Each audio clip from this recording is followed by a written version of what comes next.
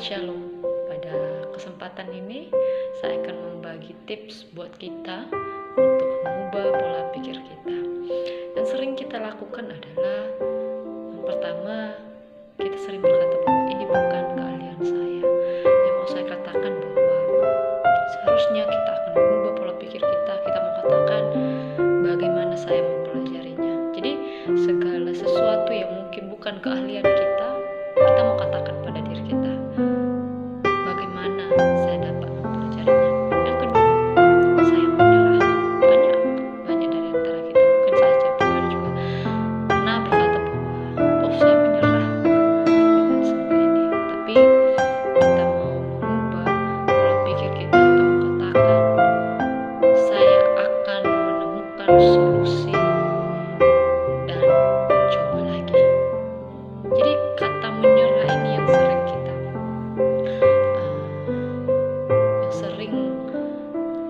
lontarkan.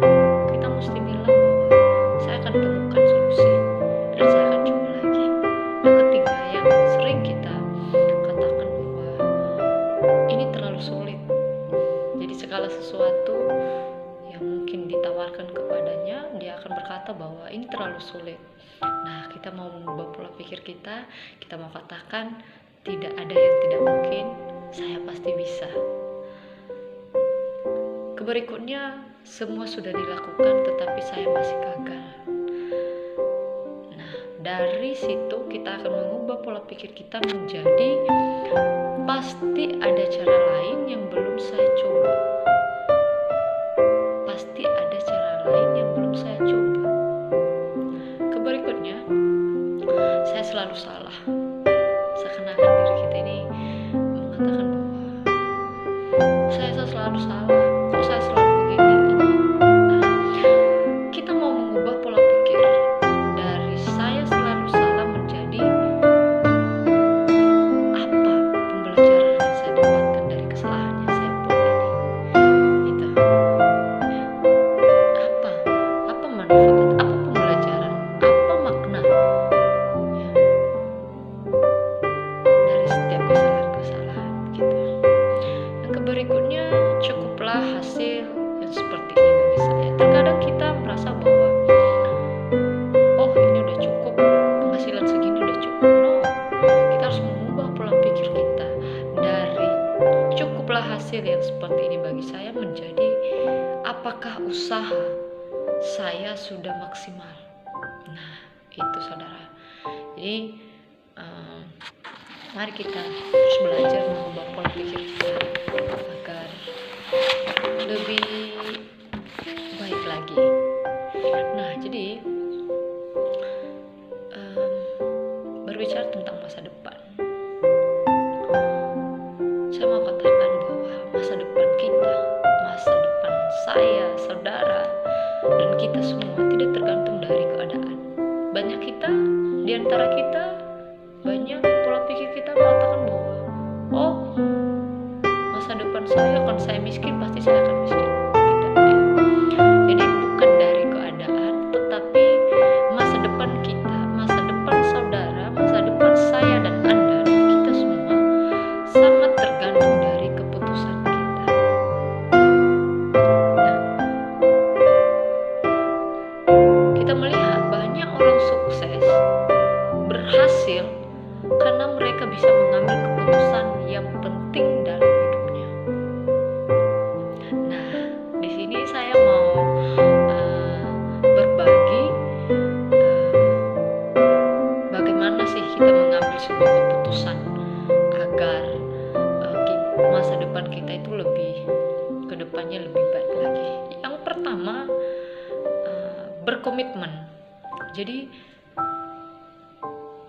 kita punya komitmen yang kuat, yang full. Jadi jangan di pertengahan jalan langsung menyerah, enggak. Ya, punya komitmen yang full, yang penuh 100%. Yang kedua, konsisten terus-menerus. Ya. Konsisten dari rencana awal yang sudah kita tata, kita harus konsisten.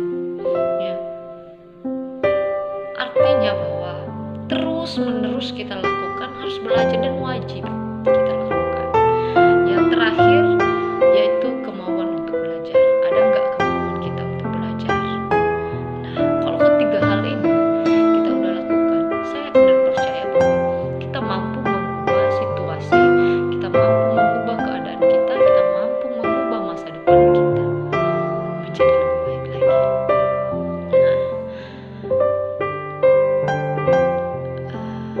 Beberapa poin, atau saya akan membagikan 5 poin yang mungkin kita selalu dikendalikan. Jadi saya mau katakan bahwa jangan biarkan hidup saya dan saudara dikendalikan oleh kelima hal berikut. Yang pertama, masa lalu. Masa lalu kita berbeda-beda. Jadi mungkin dari masa lalu kita belajar dan jangan biarkan masa lalu itu mengendalikan kita. Yang kedua, pendapat dan penilaian orang lain. Banyak orang yang terkadang akhirnya semangatnya yang menggebu-gebu akhirnya down karena pendapat dari orang lain, dari penilaian orang lain, ya. Jadi jangan. Yang ketiga, keyakinan yang terbatas. Jadi teman-teman, saya mau berbagi cerita bahwa sebenarnya ketika kita mempunyai keyakinan yang terbatas, itu akan membuat kita semakin keyakinan terbatas akan membuat kita terbatas juga. Jadi jangan, ya, terus kembangkan, cari ilmu, bisa melalui Facebook, bisa melalui Google, bisa melalui YouTube. Cari hal-hal yang baik, ya. Yang keempat, hubungan percintaan. Nah, ini nih, kalau masalah ini mungkin saya harus menekankan kepada teman-teman bahwa saya pernah mengalami juga yang namanya down ketika kita dikhianati. Tapi mari belajar, jangan mau dikendalikan dengan poin yang keempat ini, yaitu hubungan percintaan. Nah, misalkan dalam ketika kita masa kuliah terus kita dikendalikan dengan hubungan percintaan, maka itu tidak sinkron dengan tujuan kita, ya. Kita bisa saja gagal dalam pertengahan. Yang terakhir, uang. Jadi ini uang. Jangan biarkan hidup Anda dikendalikan oleh hal uang. Yang kelima, teman-teman, uang. Memang banyak dari kita, saya pun sendiri, bahwa kita sering berkata bahwa hidup itu butuh modal. Hidup itu berbicara tentang uang, tetapi tidak, ya teman-teman. Jangan sampai kita dikendalikan oleh uang, ya. Kita punya komitmen dalam hidup ini. Kita punya masa depan yang indah sama Tuhan. Jadi jangan sesekali kita mau dikendalikan oleh uang, sehingga harga diri kita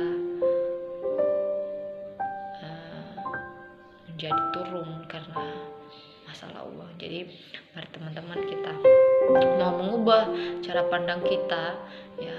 Jadi pesan terakhir saya adalah jangan selalu melihat dari sudut pandang sendiri, ya, untuk melihat orang lain, tapi belajar melihat dari sudut pandang orang lain untuk melihat diri sendiri.